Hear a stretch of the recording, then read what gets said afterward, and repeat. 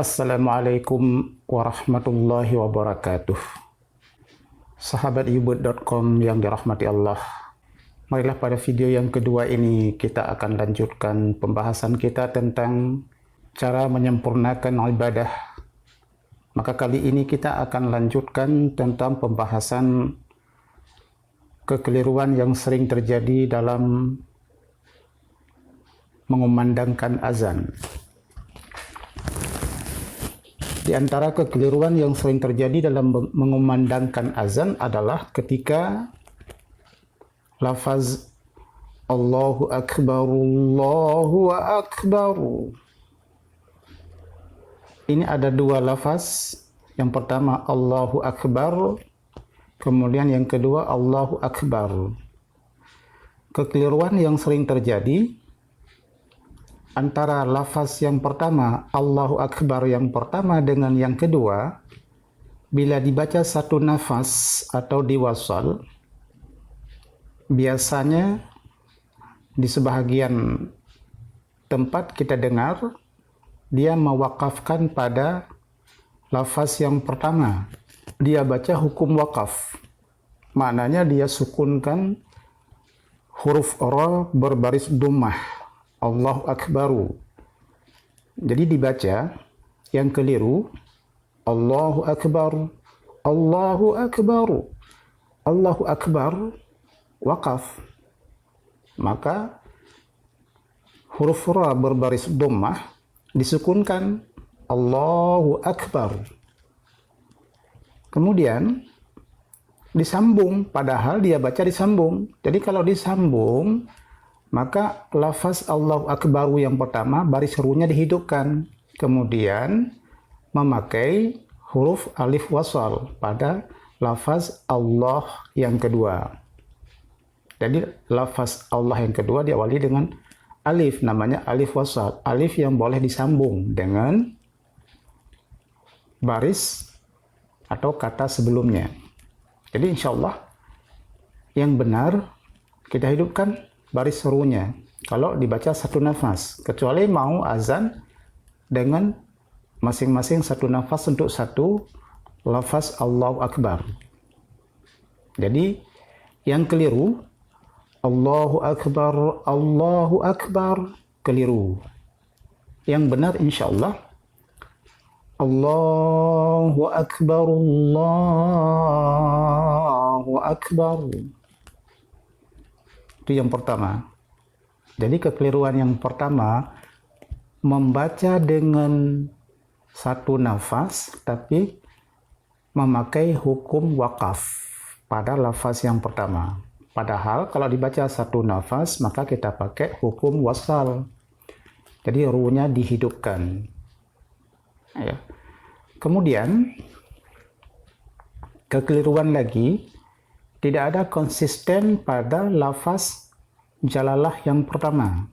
Kebiasaan yang pertama itu pendek sekali, malah tidak ada panjang. Yang keliru seperti ini. Allahu Akbar, Allahu Akbar. Pada lafaz jalalah yang pertama tidak panjang sama sekali. Tapi pada lafaz jalalah yang kedua jadi panjang. Padahal dua-duanya wajib dipanjangkan. Jadi yang keliru Allahu Akbar itu keliru. Yang benar insyaallah Allahu Akbar, Allahu Akbar. Lafaz jalalah yang pertama panjang, lafaz jalalah yang kedua panjang. Kemudian karena dibaca satu nafas maka dihidupkan baris ru dan diwasal dengan alif wasal pada lafaz yang kedua. Kemudian yang terjadi keliru juga di dalam melafazkan azan, ada yang mengucapkan asyhadu anna Muhammadar Rasulullah. Kalau pada lafal syahadat tauhid yang pertama, asyhadu an la ilaha illallah, asyhadu shinnya sukunkan dengan sempurna, kemudian baru masuk ke dalam huruf H. Jangan belum sempurna huruf shin dibaca sukun, tapi sudah membaca atau dimasukkan ke huruf H. Ya, jadi dia bukan hukum idgham, tidak ada yang dimasukkan. Tapi karena lemah di huruf shin, menjadi asyhadu alla. Itu keliru. Yang benar adalah insyaallah asyhadu alla ilaha illallah. Yang sering salah, sering keliru adalah pada asyhadu. Asyhadu. Pastikan huruf shin sukun dengan sempurna, kemudian baru masuk ke huruf H. Asyhadu an la ilaha illallah. Asyhadu an la ilaha illallah. Kemudian di syahadat Rasul, keliru biasanya di huruf H Muhammad. Dan itu salah kalau misalnya kita membaca Muhammad. Muhammad bukan bahasa Arab. Muhammad itu bahasa Indonesia. Jadi yang benar Muhammad dengan huruf H. Muhammad. Asyhadu anna Muhammadar Rasulullah. Asyhadu anna, jangan panjang. Jangan asyhadu anna, salah. Nanya tidak ada alif. Kita lihat di tulisannya. Jadi yang benar insyaallah asyhadu anna Muhammadar Rasulullah. Jadi perhatikan huruf per huruf dengan sempurna dibaca. Kemudian juga ada yang kita pernah mendengar, ada yang membaca Rasulullah, tidak panjang pada su. Kalau Rasulullah itu bahasa Indonesia. Yang benar, sin itu di depannya ada waw, sukun, baris dhammah. Maka kita baca su. Rasulullah, jangan Rasulullah. Rasulullah. Maka kita baca asyhadu anna Muhammadar Rasulullah. Itu iramanya terserah. Irama tentu pemirsa lebih, kita tidak mengajarkan irama, tapi meluruskan baris per baris, kata per kata dalam lafaz azan. Kemudian sering juga keliru di hayy, terlalu panjang. Hayy 'alas shalah, padahal dia sedikit saja adalah tanda huruf H berbaris fathah berjumpa tasydid ya. Maka hayy 'alas shalah. Hayy 'alas shalah, jangan hayy 'alas shalah. Itu keliru. Atau terlalu tebal membaca huruf H menjadi hayy 'alas shalah, itu juga keliru. Tapi hayy 'alas shalah. Hayy 'alas shalah. Kemudian huruf sad, pastikan huruf sad, jangan huruf hayy 'alas shalah. Nah, jangan sa, jangan sin, tapi sad, huruf sad. Hayy 'alas shalah. Dan itu ta marbutah, maka kita baca shalah, ya, menjadi huruf H. Nanti beda di lafaz berikutnya. Hayy 'alal falah. Ha sukun. Jadi jangan dibaca hayy 'alal falah. Itu H. Yang satu ta marbutah, ketika sukun menjadi bunyi H.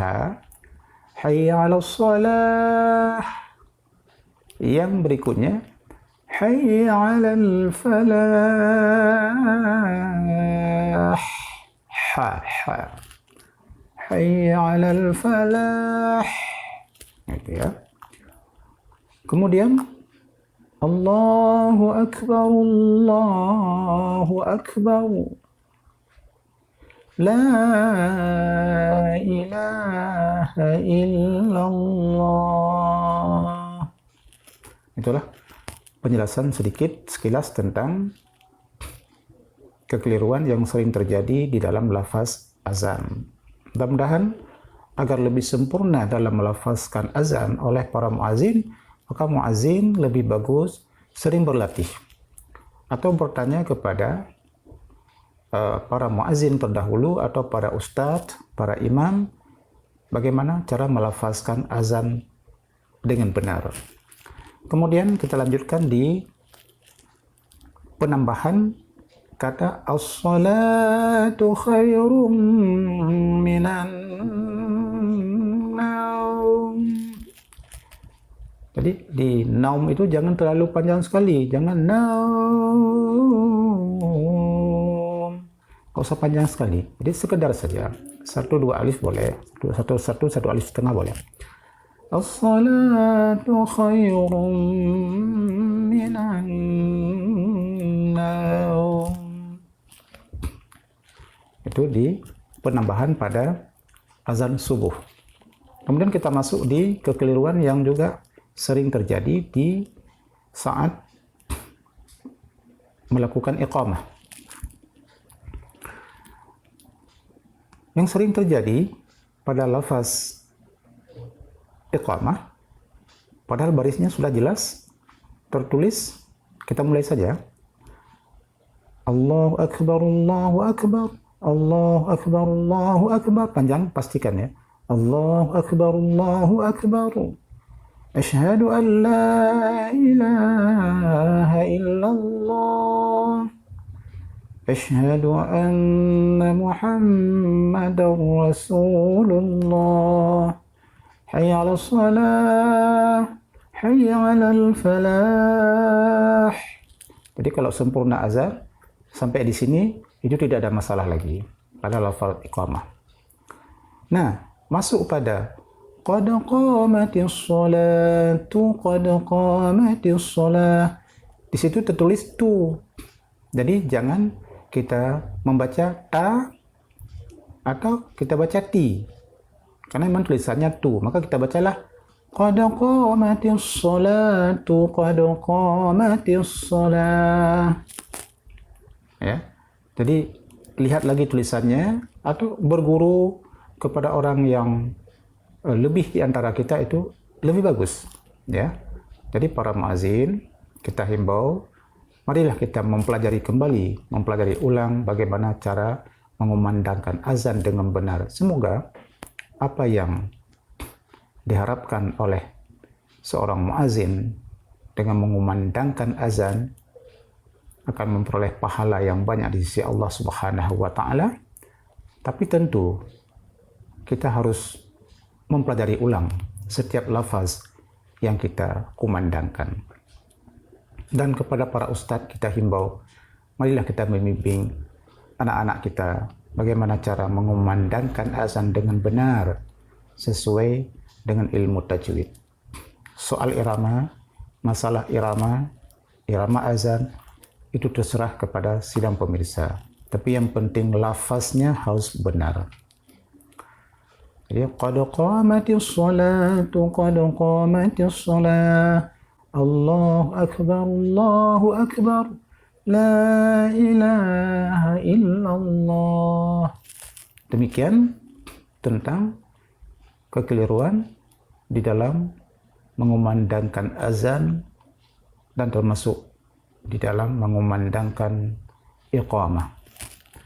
Kemudian doa setelah azan. Maka doa setelah azan kita baca Allahumma rabba hadhihi ad-da'wati at-tammah was-salati al-qa'imah ati Muhammadan al-wasilata wal-fadilah wasyarafa wad-darajata al-'aliyata ar-rafi'ah wab'athahu maqaman mahmudan alladhi wa'adtah. Kita cukupkan di situ, tapi ada juga yang menyambung innaka la tukhliful mi'ad. Itu tergantung kepada pemahaman sidang pemirsa. Kami hanya menjelaskan, kalau kita baca innaka la tukhliful mi'ad, maka pastikan pada la itu panjang. Jangan dibaca innaka la tukhliful mi'ad, itu salah sekali artinya. Sangat salah. Kalau tidak panjang pada la, karena la itulah la menidakkan, bukan lam taukid. Ya. Innaka la tukhliful mi'ad.